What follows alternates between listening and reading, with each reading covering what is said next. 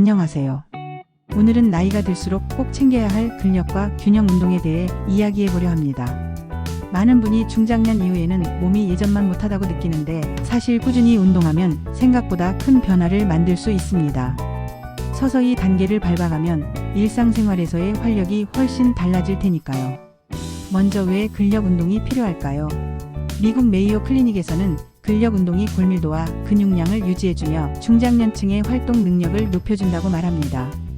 특히 50대 이후에는 근육이 점점 줄어드는 근감소증이 진행될 수 있는데 이를 방치하면 일상생활에서 쉽게 지치고 낙상 위험이 높아집니다. 반면 주 23회 정도씩이라도 꾸준히 근력 운동을 하면 나이가 들수록 떨어지는 기초 체력을 어느 정도 지킬 수 있게 됩니다. 그 결과 장보기, 집안일, 산책처럼 사소해 보이는 일도 훨씬 수월해지죠. 물론 극단적으로 무거운 중량 운동을 권장하는 건 아니고 적절한 수준에서 반복을 늘려가며 안전하게 실시해야 합니다. 그럼 구체적으로 어떤 운동을 해야 할까요? 라는 질문이 생기죠. 스쿼트, 런지, 푸시업 같은 기본 동작들은 기구 없이도 충분히 할 수 있는 대표적인 근력 운동입니다. 처음에는 벽에 손을 짚고 스쿼트를 하거나 무릎을 대고 푸시업을 하면 좋습니다. 지면이나 의자를 이용하는 방식으로 강도를 조절해가면서 조금씩 자신에게 맞는 적정 횟수를 찾아보세요. 가령 처음에는 5번도 힘들다면 그 횟수대로 시작해도 됩니다. 중요한 건 내 몸에 맞춰서 부담 없이 그러나 규칙적으로 반복해 나가는 습관을 만드는 것입니다. 여기에 한 가지 더 중요한 건 균형 운동입니다. 세계보건기구에서도 중장년 낙상 예방을 위해 균형 감각 훈련을 강조합니다. 젊었을 때는 특별한 노력을 안 해도 균형을 잘 잡지만 나이가 들수록 다리 근력이 약해지고 균형 감각이 둔해지면서 일상의 작은 충격에도 넘어지기 쉬워지죠. 넘어졌을 때 골절이 생기면 회복이 오래 걸려서 여러 합병증이 올 가능성도 높아집니다. 이를 막으려면 평소에 간단한 균형 운동을 통해 다리와 코어 근육을 튼튼히 해두는 게 좋습니다. 가장 쉬운 방법으로는 한발 서기가 있습니다. 의자나 벽을 잡고 한 발로 10초씩 서 있는 걸 반복해 보세요. 처음부터 아무것도 안 잡고 하다가는 넘어질 수 있으니 반드시 안전하게 주변을 잡고 시작하세요. 점차 익숙해지면 왼발 10초, 오른발 10초 이런 식으로 시간을 늘릴 수 있습니다. 또 다른 동작으로는 뒤꿈치부터 발끝 걷기를 꼽을 수 있는데 좁은 선을 따라 걷듯이 한 발씩 조심스럽게 내딛는 겁니다. 이 운동은 시각, 촉각, 고유, 수용 감각을 모두 사용하기 때문에 신경계가 균형을 유지하는 데 큰 도움이 됩니다. 근력 균형 운동이 좋은 건 알겠는데 바쁘거나 귀찮아서 실천하기가 어렵다는 이야기가 많습니다.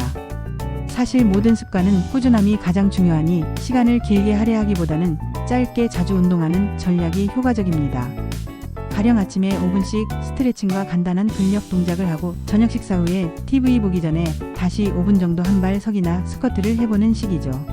낯선 운동을 처음부터 30분씩 하기보다는 510분이라도 습관처럼 쌓이도록 하는 게 오래갑니다. 또 하나 빼놓을 수 없는 게 호흡입니다. 운동하면서 숨이 찬다고 호흡을 참아버리면 몸에 무리가 갈 수 있죠. 천천히 들이마시고 내쉬면서 동작을 연계해야 근육의 산소 공급이 원활해집니다. 예를 들어 스쿼트를 할 때, 앉을 때 숨을 들이마시고 올라올 때 내쉰다면 훨씬 힘을 효율적으로 쓸 수 있습니다. 이쯤에서 한 가지 궁금증이 생길 수 있습니다. 나는 이미 관절이나 허리가 좋지 않은데 근력 운동을 해도 괜찮을까? 라는 부분입니다. 이런 경우 운동 강도를 조절하거나 물리치료사나 전문가가 알려주는 동작을 따라하는 게 바람직합니다.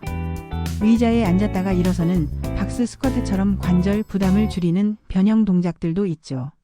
즉, 완전히 운동을 포기하기보다는 내 몸 상태에 맞춰 안전한 방법을 찾아보는 게 중요합니다.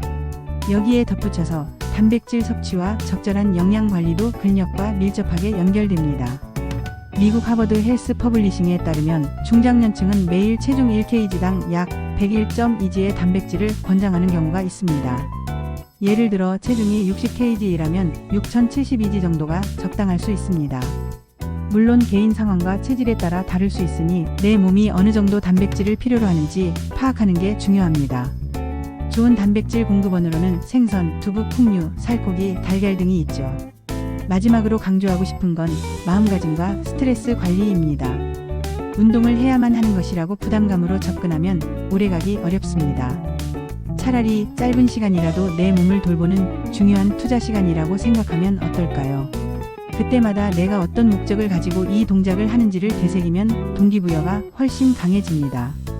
또 운동을 통해 땀을 흘리고 난 뒤에는 스트레스가 해소되는 느낌도 들 텐데 실제로 운동 시에 분비되는 엔도르핀, 세로토닌이 기분 개선과 상쾌함을 가져다 준다는 연구도 있습니다.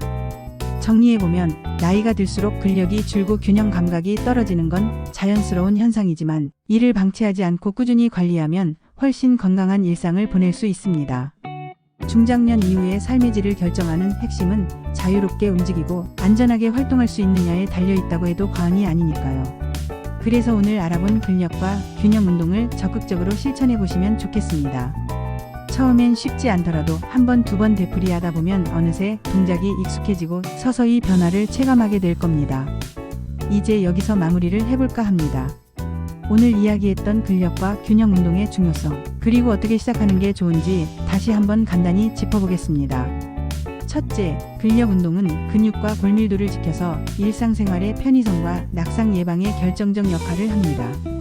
둘째, 균형 운동은 넘어지는 것을 막아주며 나이가 들수록 필수적인 훈련입니다. 셋째, 과하게 부담스럽게 하지 말고 짧고 자주 하는 방식으로 꾸준히 실천하시길 권장드립니다. 넷째, 단백질 섭취와 적절한 영양 관리로 근육 손실을 최소화하는 것도 중요합니다.